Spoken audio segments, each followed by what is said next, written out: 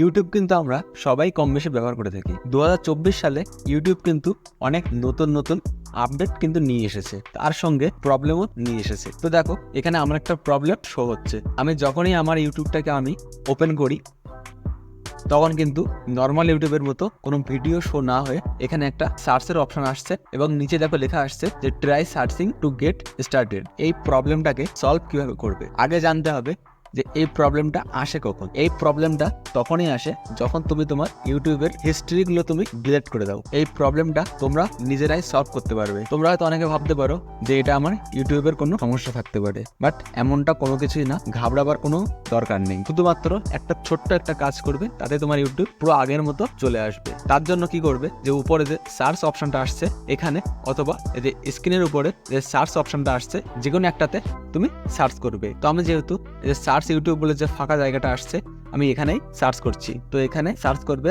যে আমার ইউটিউব চ্যানেলের নামটা। তো আমি আমার ইউটিউব চ্যানেলের নামটা দিয়ে দিচ্ছি।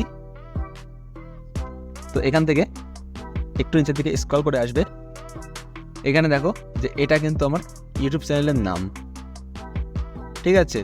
এই যে লোগোটা দেখে নাও, এই লোগোটাতে উপরে একবার ক্লিক করবে। এখান থেকে যে ভিডিওর অপশনটা আসছে এর উপর একবার ক্লিক করবে। এখান থেকে তুমি 4 থেকে 5টা ভিডিও প্লে করবে এবং ভিডিওটা 1 মিনিট দেখবে। তারপর ভিডিওটাতে একটা লাইক করে দেবে। এমনভাবে তুমি 4 থেকে 5টা ভিডিও এখান থেকে দেখবে। আমি তোমাদেরকে জাস্ট দেখানোর জন্য ফাস্ট করে দিলাম।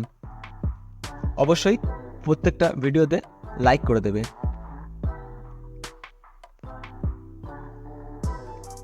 তারপর ইউটিউব থেকে একদম মোবাইলের হোম স্ক্রিনে চলে আসবে। আসার পর এখান থেকে ইউটিউবটাকে ক্লিন করে দেবে। তারপর আবারও ইউটিউব অ্যাপ্লিকেশনটাকে ওপেন করে নেবে। তো দেখো আমার কিন্তু পুরোপুরিভাবে প্রবলেমটা কিন্তু সলভ হয়ে যাচ্ছে। আর ভিডিওটা অবশ্যই তোমার বন্ধুর কাছে শেয়ার করবে যাদেরকে এরকম প্রবলেম ফেস করতে হচ্ছে। তো আশা করি তোমরা বুঝতে পেরেছো যে কীভাবে ইউটিউবের এই প্রবলেমটাকে তোমরা খুব সহজে সলভ করতে পারবে।